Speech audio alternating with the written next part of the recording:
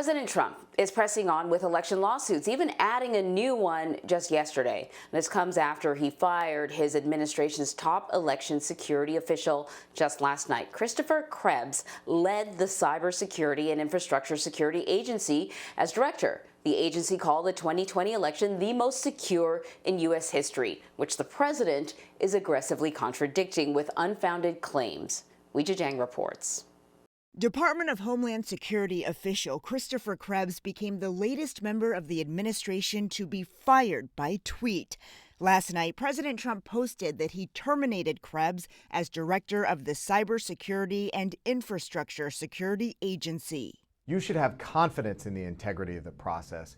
Krebs has publicly defended the integrity of the November election. Just last week, his former agency signed on to a statement contradicting the president's baseless claims about election interference, writing, "There is no evidence that any voting system deleted or lost votes, changed votes, or was in any way compromised."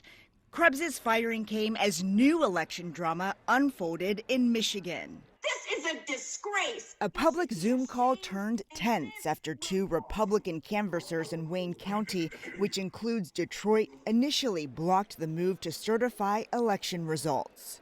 Shame on you. Shame on you for leading to this level of corruption. You have disavowed your right to even sit in the seats that you occupy. The canvassers claimed votes in the polling book did not match the tabulated votes, but officials say that discrepancy can be common when turnout is high, and it doesn't necessarily mean votes were improperly cast or counted. You talked about not certifying Detroit, even though you acknowledged that Livonia, a city, by the way, I know you know is 95% white, had bigger variances than Detroit, which is 80% black. The panel ultimately changed course, unanimously certifying the presidential results. Still, President Trump praised the attempt to challenge the results, tweeting, "Having courage is a beautiful thing." The Trump administration has refused to cooperate in the transfer of power to President-elect Joe Biden. But Senate Majority Leader Mitch McConnell claimed the transition would be smooth despite the delay. We're going to have an orderly transfer from this administration to the next one. And on the floor of the Senate, Republican Lindsey Graham, who has not publicly acknowledged the election results, joined other senators congratulating Vice President-elect Kamala Harris. On Tuesday, Biden met with his own national security experts as the president continues to block access to government officials. I've been unable to get the briefings that ordinarily would have come by now. So for more on the firing of the nation's top election security official, we want to bring in Major Garrett. So Major, as I understand it, Chris Krebs was not stunned by the fact that he was fired. He was kind of almost half expecting it, but you spoke to him last night, and you also featured him on your podcast, The Takeout, in August. What did he tell you? He told me that he expected to be fired and that he stands by everything that he has said publicly and all the work he's done for the entire length of this administration on election security and integrity, and that he has no regrets. And Anne-Marie, it's important for the audience to understand what he did. Remember, in our country, states run elections. And after 2016, and even before 2016, when the agency that he leads, Chris Krebs leads at the Department of Homeland Security, started to talk to state governments about election interference and foreign adversaries, they were a bit reluctant because they said, look, this is a state responsibility. We don't want the federal government overwhelming us or giving us directives or orders. That's exactly how it's supposed to work. The states have their own autonomy.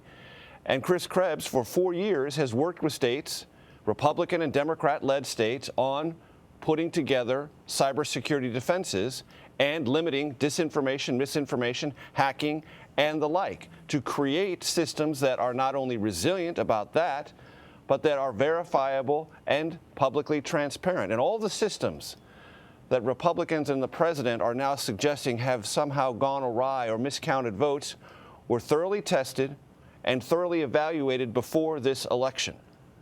And that happened in full public view. And anyone who had a question about these systems of counting votes could have raised questions then. They didn't. They could have brought legal challenges before the election, and they did not. They're only doing it after the election when the votes were counted, and guess what? The president lost. That's what is at the heart of his discontent. It's not at the heart of his allegations because there are no credible allegations. Don't take it from me. Take it from every single court in which either sympathetic Republicans or the Trump campaign has put forward litigation. Every single court so far has said there's nothing here. There's not a single legally viable challenge to a single vote cast in the 2020 election because there's no evidence to suggest they were miscounted or systems went wrong or anything at all.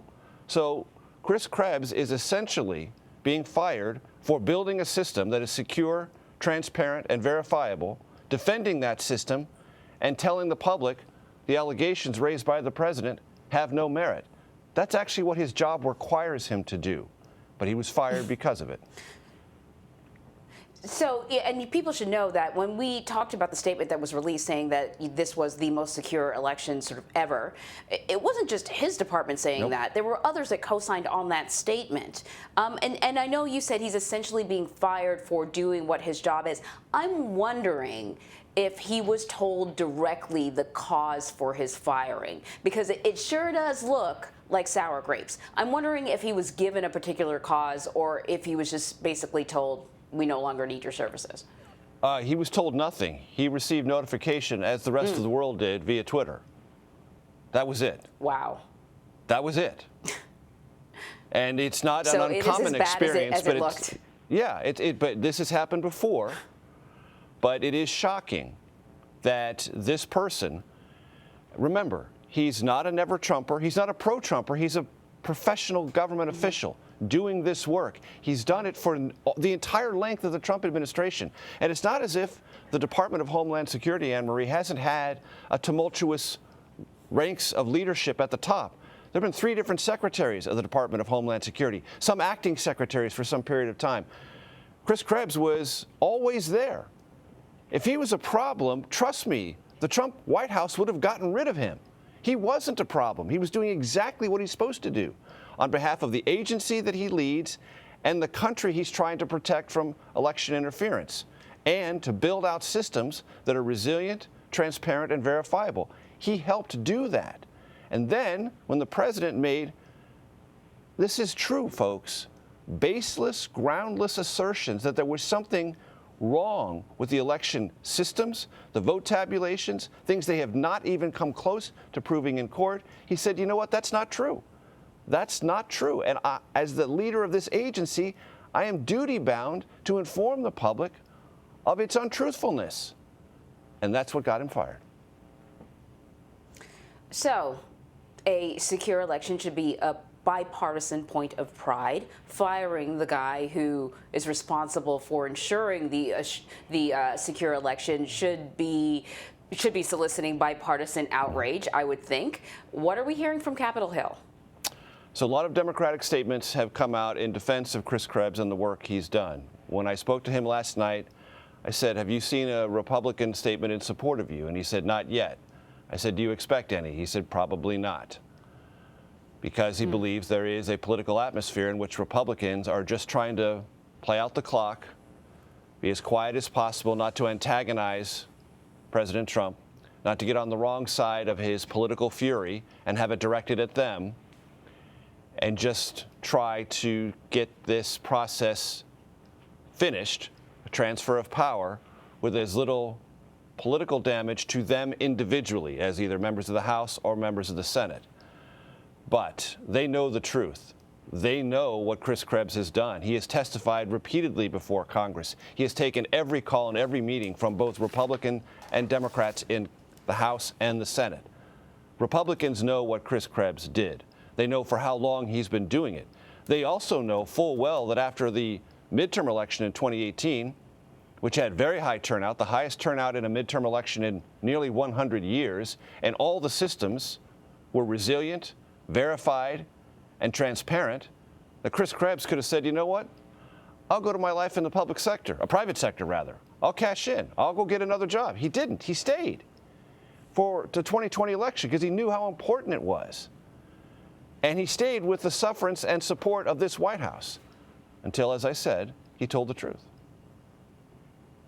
So listen, Major, we've seen a few high-profile firings. We've seen some people resign as an expression of outrage over those firings. There's certainly a shuffling of the deck in some key positions. How does this impact Biden's transition team from a national security perspective? So it's probably not been too damaging so far, but the longer this goes, the more limited is the ability of the incoming Biden transition team to get a good read in from the current administration about what it's thinking, what its plans are, and what has been the overall reaction of both our allies and, to the degree it's detectable, from our enemies. It's not catastrophic because the truth is the approaches of these two administrations will be fundamentally different. The Biden transition team, if it were to sit down with the Trump administration, would not have a productive conversation, for example, about the Iran nuclear deal, because they have diametrically opposed points of view on that. Same thing about rejoining the World Health Organization, or dealing with trade, or dealing with the Paris Climate Accord.